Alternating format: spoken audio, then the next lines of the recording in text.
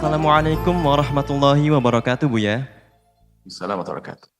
Semoga sehat selalu dan dimudahkan dakwahnya, Buya. Amin, amin, ya rabbal alamin. Mohon maaf, Buya, saya ingin menanyakan satu hal.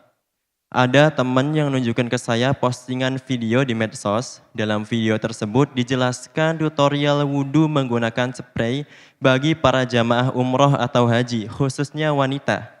Caranya yaitu hanya dengan menyemprotkan air dari botol spray ke wajah dan ke anggota wudhu lainnya. Apakah boleh begitu, Buya?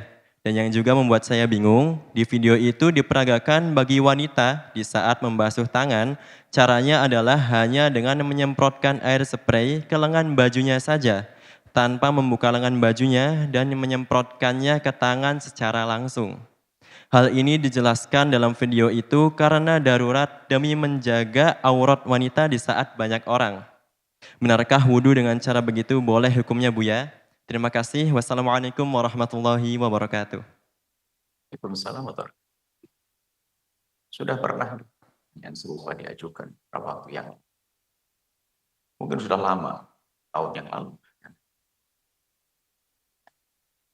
Ya, namanya berwudu itu membasuh, bukan mengusap. Dan basuhan itu terus dengan air yang menggenang. Menggenang di tangan baru dibasuh. Cukup dengan genangan di tangan. Tapi kalau tidak ada genangan airnya, namanya mengusap. Dan mengusap tidak sah kecuali mengusap kepala saja. Kalau kepala mengusap dengan membasuh. Ada pun wajah, tangan, dan kaki membasuh. Semprotan itu adalah seperti embun. Dalam bahasa fikih termasuk sesuatu yang boleh digunakan untuk wudhu adalah al-barad, embun. Bukan embun yang lebih berterbangan, embun ditampung dulu baru menggenang. Apakah boleh orang wudhu dengan es batu? Es batu nggak boleh, itu batu. Kalau sudah mencair baru boleh. Sederhana bahasa fikih. Es batunya dicairin dulu baru jadi air, boleh berwudhu. Kalau usap tidak, bukan, kalau mengusap menyemprot bukan wudhu. Mohon maaf, ini sederhana sebenarnya. Kalau urusan masalah aurat, bisa saja tolong menolong. 3 perempuan bertiga, yang satu ngadep di pojok tempat, wudhu. Tetap dengan membasuh, tangannya begini kan, nggak ada yang melihat. Pojok begini. Nah, yang lain menutup. Bisa tolong menolong. Suami yang menggelar sorbannya, selesai ditutup. Tidak susah, cukup sekedar. Makanya termasuk cara berwudhu yang praktis, yang mudah, sudah pernah kami hadirkan. Cukup dengan segenggam air dibasuhkan di wajah. Segenggam air di tangan, lengan. Tapi kalau mengusap atau semprot, tidak. Karena itu bukan membasuh. Membasuh itu harus sesuatu yang ada. Ada genangan, dia pun hanya genangan. Dan juga jangan berlebihan memberatkan, genangan yang mengucur. Namanya kita wudhu digerojokkan. Nah, ini enggak. Jadi wudhu, sekali lagi ada genangan, tinggal diratakan setelah itu. Sudah sah. Hadis seperti itu. Wallah alam tetap. Betul enggak benar ada semacam itu? Kalau betul ada, ya Allah alam. Dari mana itu? Mungkin. Apakah betul ada cara wudhu pakai semprot-semprot begitu? Ya, itu bukan berwudhu namanya, pendingin saja. Kalau dinginkan muka, barangkali mungkin ada satu orang melihat satu ustadz nyemprotin wajah, padahal dia hanya ingin mendinginkan. Saking husnudonnya, ustadznya wudhu, begitu barangkali.